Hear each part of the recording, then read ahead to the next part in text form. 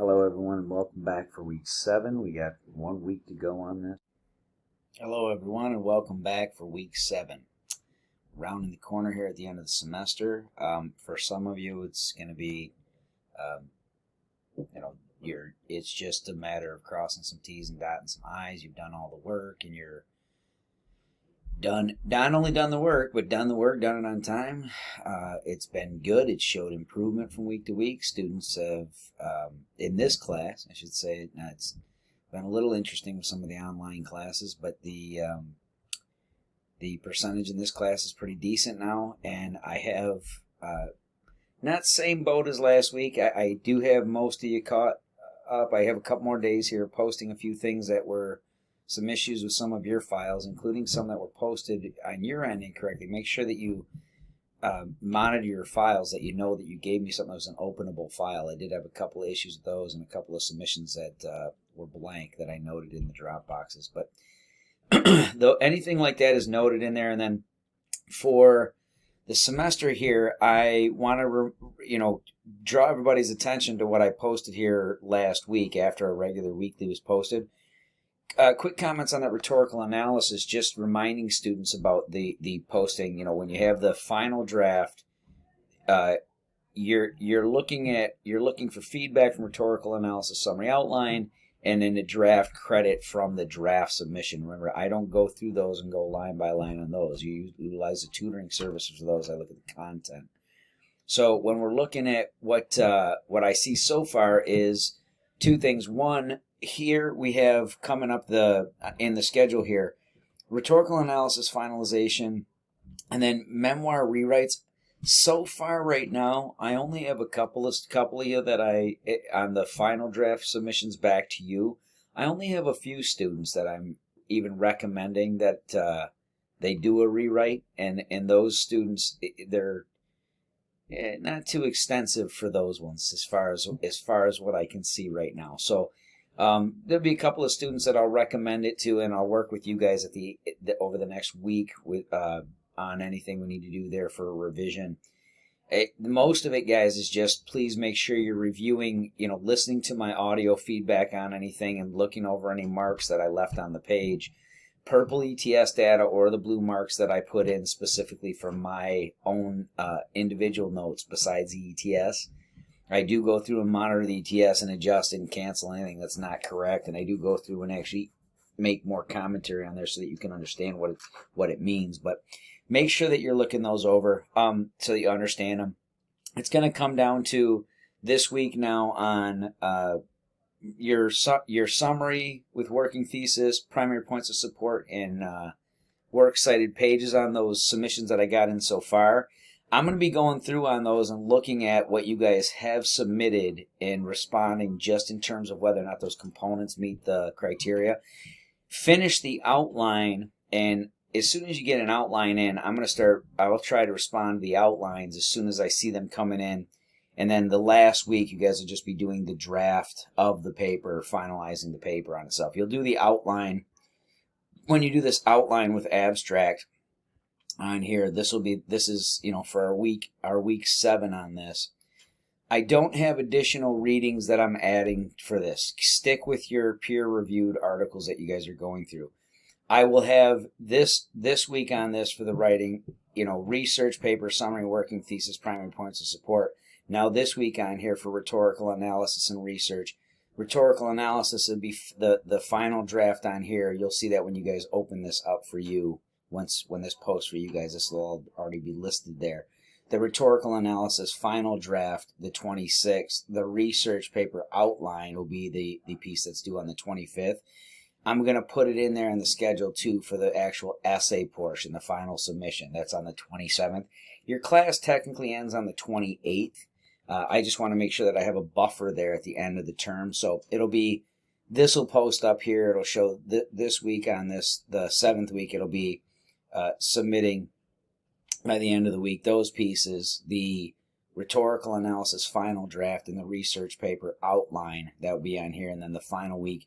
Really, it'll just be the final, reiterating the rhetorical analysis final draft, and then the actual draft of the essay for the research one. There will be no peer edit phase of the research paper. Okay, you'll just finalize that on the outline. By the time we get to outline with those, everything should be completed. So looking over here, guys, I wanted to remind you guys on this too with the comments on ChatGPT. This is what's been sort of unfortunately monopolizing so much of a lot of our time, trying to come up with ways to deal with all these different issues that are happening with students deciding to utilize AI. As of right now, I think it's going to be pretty unanimous that because we're still dealing with some of these protocols in trying to make it fair when students do violate academic honesty agreements, I think for the majority of them it's going to be a semester where everybody more or less takes it on the chin. I don't think there are going to be many considerations given. It's really taken up a lot of our time, manpower, and resources to be able to get through figuring out, who's doing what. It's in those of us like myself and some other colleagues that I work with regularly who have worked with ChatGPT and all these other forums for quite a while, having to help out others who aren't as familiar to spot the work and how to address it, and also how to evaluate, make sure that it is a ChatGPT or AI generated submission. So make sure that you've listened to both of those. I'm just going to leave this up for another day or two. It'll actually be below this course schedule once this opens up for you guys. But make sure that you've listened to that. I want to be very clear about this.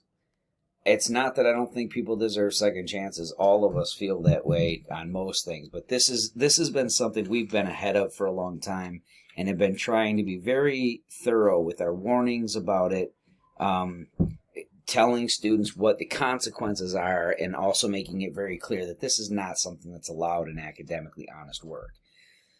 So, because it's done so much to set us back on these and taking away from students that we have, I think it's going to be a fairly strict policy that just stands at that. I can't find more time in my schedule to make considerations for people that go in that direction when it's taking up so much time from the rest of the student body. Okay, so that aside, watch out for those things.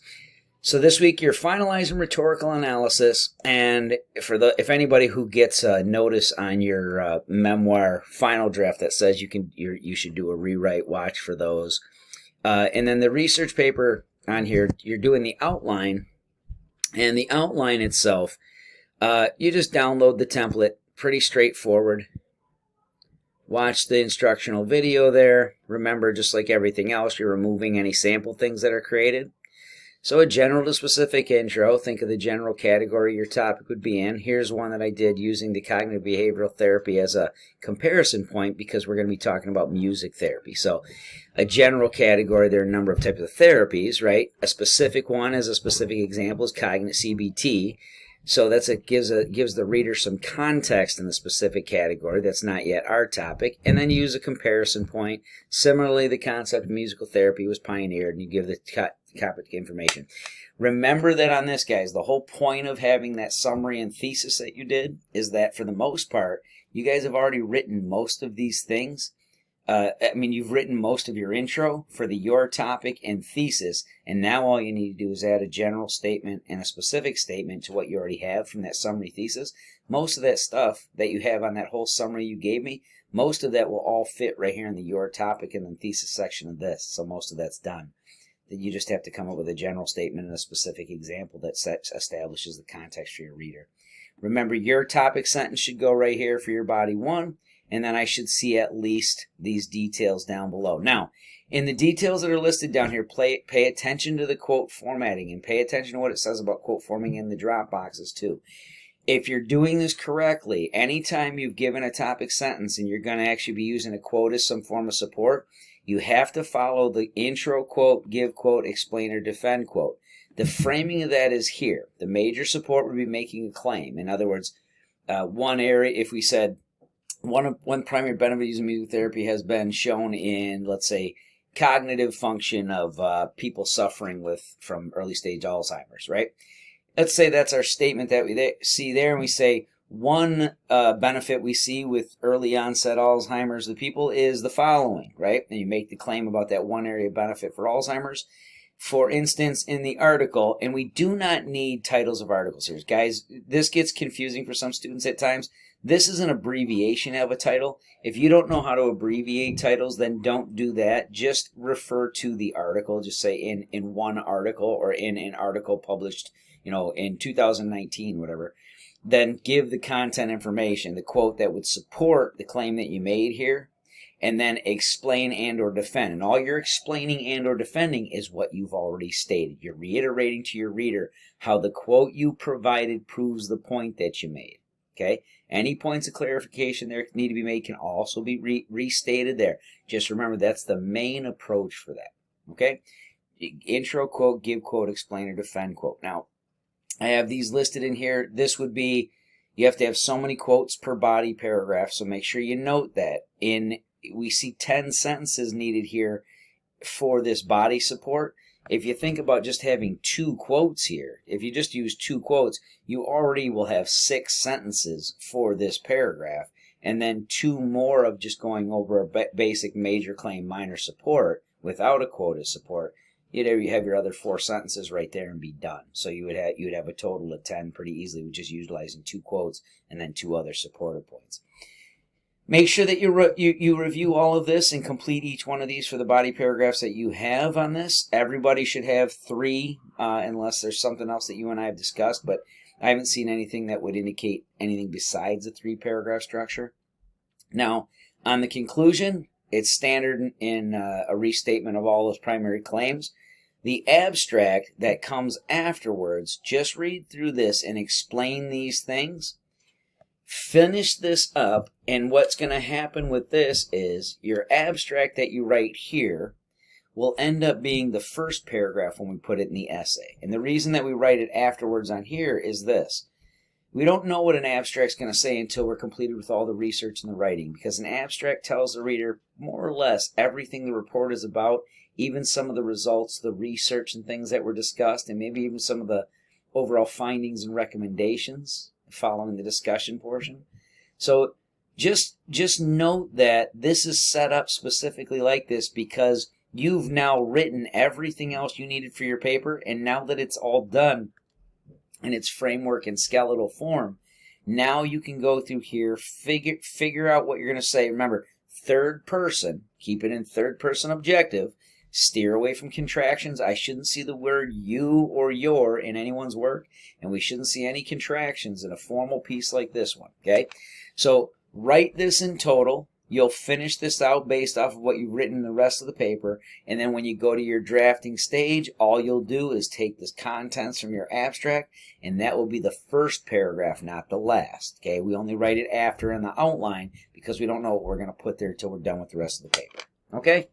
So guys, for the most part, we're coming near the end here. And most of you, I know some of you are still waiting to see some of the things posted. They will be posted over the next couple of days. I got most of you guys caught up.